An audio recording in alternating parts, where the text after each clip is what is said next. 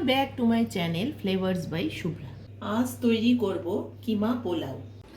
কিমা পোলাওটা তৈরি করার জন্য বাসমতি চাল নিয়ে আমি ভালো করে ধুয়ে জল ঝরিয়ে নিয়েছি 1 ইঞ্চি মতো আদা। এদিকে সম্বারের জন্য নিয়েছি একটু তেজপাতা, গোটা গরম মশলা, এখানে নিয়েছি একটা টমেটো, আর নিয়েছি চিকেনগুলোকে ছোট ছোট করে কেটে নিয়েছি।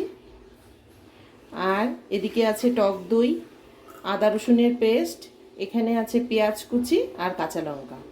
প্রথমে আমি আদাটাকে একটু গ্রেট করে দিচ্ছি।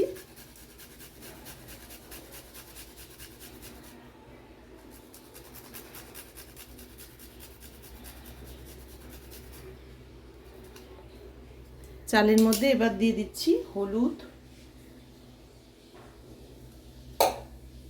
লবণ আর ঘি 1 চামচ দিয়ে চালটা একটু মেখে নেব।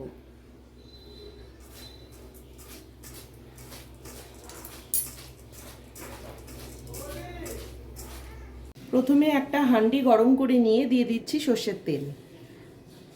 আগে আমি কিমাটা বানিয়ে নেব।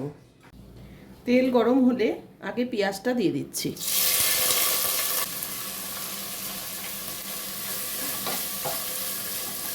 পেঁয়াজে এখন দিয়ে দিচ্ছি লবণ, হলুদ গুঁড়ো আর দিচ্ছি টমেটো কুচি।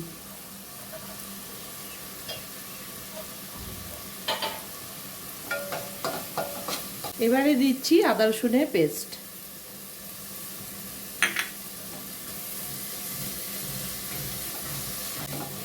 মশলাটা 2-4 মিনিট একটু কষিয়ে নিয়ে মাংসটা ভালো করে জল চিপে দিয়ে দিচ্ছি।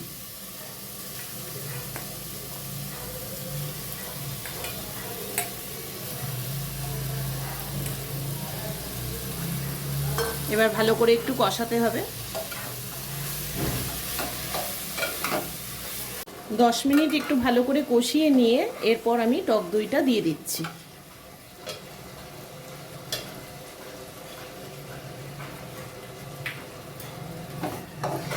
টক দইটা দিয়ে একটু ঢেকে দেব। টক দইটা দিয়ে একটু ঢেকে দেব। এবারে একটু দেখে নিয়ে অল্প জল দিয়ে দেব। কষানো হয়ে গেছে, সামান্য একটু গরম জল দিয়ে দিচ্ছি, দিয়ে আবারও একটু ঢেকে দেব।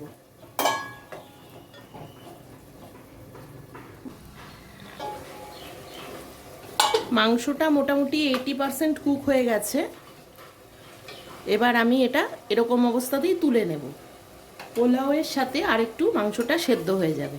এই যে এরকম হয়েছে, শুকালাম না, পরে পোলাওয়ের সাথেই এটা সেদ্ধ হবে। তুলে নিচ্ছি। আমি কিন্তু মাংসটা তুলে নিয়ে কড়াইটা পরিষ্কার করিনি, ওই কড়াইয়ের মধ্যেই আমি সাদা তেল আর ঘি দিয়ে দিয়েছি। এবার দেব গরম মশলাটা সম্বারে দিয়ে চালটা আমি ভেজে নেব। গরম মশলাটা গরম হয়ে গেছে ভালো মতো, এবার চালটা ভেজে নিচ্ছি।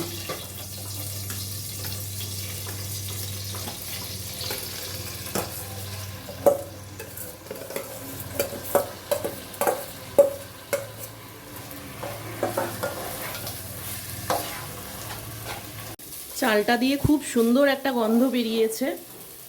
আর একটু ভেজে তারপরে গরম জলটা দেব।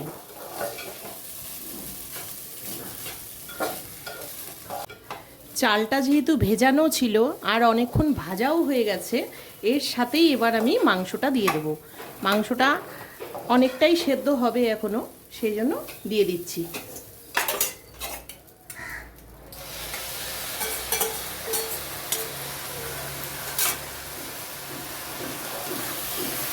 চাল আর মাংসটা একসাথে কিছুক্ষণ কষানো হয়ে গেছে। এবার আমি জল দিয়ে দিচ্ছি। জলটা গরম করে রেখেছি, যা চাল ঠিক তার ডবল জল দিতে হবে। এটাই হচ্ছে পোলাওয়ের মাপ। জলটা দিয়ে দিচ্ছি। এবার একটু ঢেকে দেব।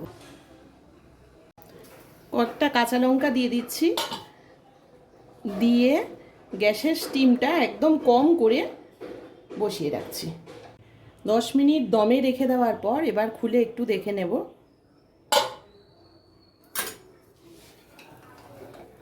খুব সুন্দর গন্ধ বেরিয়েছে, পোলাওটাও একদম ঝরঝরা হয়েছে।